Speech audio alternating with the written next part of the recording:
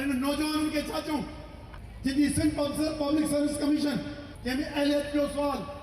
पाकिस्तान में अहलियत जो सुवाल सदाईं सवाल ई रहंदो या उनजो को जवाब थींदो असांजा लखे करोड़े स्टूडेंट्स आहिनि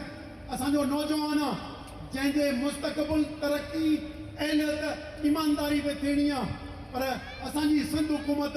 बेईमानी ऐं नाअहलीअ जी जो कल्चर पैदा कयो आहे उन करे इन्हनि मामलनि खे केरु एड्रेस कंदो उहो अॼु अखि पई त आफ़्ताब में निकिरे नथी उहो नौजवान वेठा आहिनि ॾिसो हथ हथ खणनि नौजवान त उन करे इन्हनि सां छा ॻाल्हायूं इन्हनि खे कहिड़ो हल ॿुधायूं त तव्हां सिंध पब्लिक कमीशन जे अॻियां एहतिजाज कंदो सेमिनार कंदासूं आवाज़ उथारींदासूं हुकूमत लिखियल कानून जेके फेडरल पब्लिक सर्विस कमीशन या सिंध पब्लिक कमीशन में जेका असांजी मुस्तक़बिल जी ब्यूरोक्रेसी ठही आहे उहा नाअहल भर्ती थींदी पैसनि ते थींदी बेईमान भर्ती थींदी त इहो नौजवाननि जे सॼे मुस्तक़बिल खे किरां कंदासीं ही कागज़ कलम खणी पढ़ण जेके चाहिनि था जेके सॼी दुनिया जी आला तरक़ी करणु चाहिनि था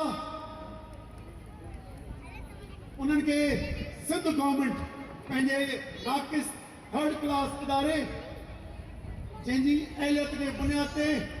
उन्हनि जे चेयरमैन खां वठी हेठि ताईं टीम भर्ती न हुजण जे करे ऐं सिफारिश ऐं करप्शन जे कल्चर जे करे ही चवंदा आहिनि त छा चवंदा आहिनि उहो अंग्रेज़ी में चवंदा आहिनि pen is mightier than sword कलम ताक़तवर आहे या तलवार ताक़तवर आहे हिते हुकूमत तलवार ऐं बंदूक सां खां ताक़तवर आहे असीं कलम जी ताक़त खे ताक़तवर कंदासूं ऐं हिन खे पंहिंजे नौजवाननि खे सिधो रस्तो ॾेखारींदासीं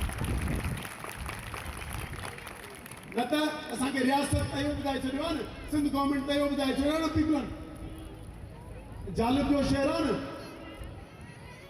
ज़ालिब जो हिकिड़ो शहर आहे इन्हनि ते नौजवाननि ते त बाबा हाणे कलम कंहिं कम जो कोन अथव हाणे हिन सां अॻु विझो अब इसमें से अज़ारबंदी डाल उनजो शेर अथसि त कौम की बेहतरी का ख्याल इहो सिंध गवर्नमेंट पई चवे कौम की बेहतरी का दिल से निकाल तेरा परचम ही तेरा दस्त सवाल बेजमीरी का और क्या माल अब कलम से अज़ारबंदी डाल ये आहे सिंध हुकूमत पीपलनि जी हुकूमत उन करे असीं पंहिंजे क़ौम खे पंहिंजे ईंदड़ नस्लनि खे ईअं तबाह थियणु न ॾींदासूं असीं उन्हनि खे चवंदासूं अॻिते कदम वठो असीं तव्हां सां हर कदम ते हिननि जो घेराव करे ऐं तव्हांखे इंसाफ़ वठी ॾियण लाइ कोशिशि कंदासीं ॾिठो आहे अमीर पंहिंजो दोस्त आहे न हिननि सॼे मुआशिरे खे नाइंसाफ़ीअ जो माहौल करे छॾियो आहे इंसाफ़ न आहे ड्रग्स आम आहिनि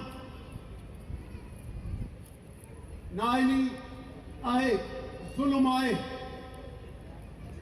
क्राइम आहे ऐं हुकूमत पैदागिरी जो गढ़ थी पियो आहे असांजी इस्टेब्लिशमेंट इन्हनि बेईमान ऐं इन्हनि खे नाजाइज़ इलेक्शननि जे करे जे ज़रिए इहो बि असांजे मुआशिरे जो सवाल आहे अहिड़ी भयानक तस्वीर जंहिंमें 80 लखनि खां मथे ॿार ॿाहिरि हुजनि जिन जूं अस्पतालूं असांजे माण्हुनि जो इलाज सवलो न करे सघनि उते अस्पतालुनि में धंधो थिए प्राइवेट सेक्टर ते सॼो भाड़ियूं बेसिक हेल्थ यूनिट डिस्पेंसरी तहलका अस्पताल में दवा न मिले टाउन कमेटियूं ही शहर असांजा जदीद शहर हैदराबाद जंहिंजो अध खां मथे तव्हांखे कच्ची आबादी लॻंदी आहे बुनियादी सहूलियतुनि खां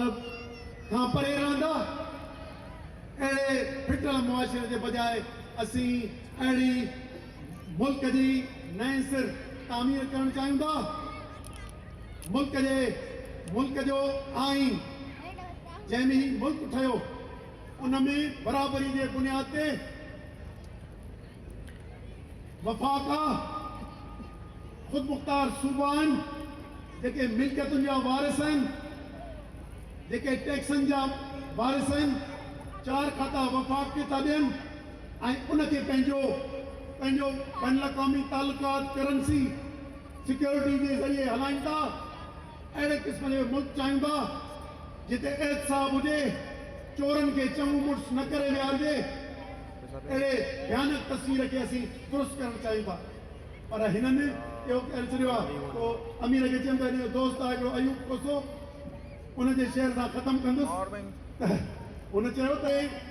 मां इश्क उथारींदुसि,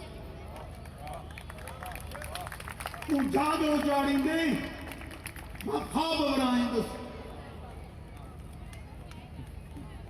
तूं मुल्क उजाड़ींदे मां इश्क उथारींदुसि, तूं ख़्वाब तूं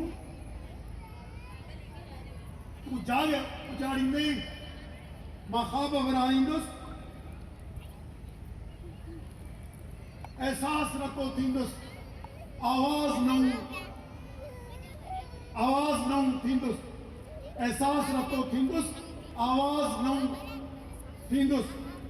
ज़ख़्मनि सां उथी ईंदुसि, तारीख़ नई लिखंदुसि, तूं मुल्क उजाड़ींदे मां इश्क उजाड़ींदुसि। महिरबानी।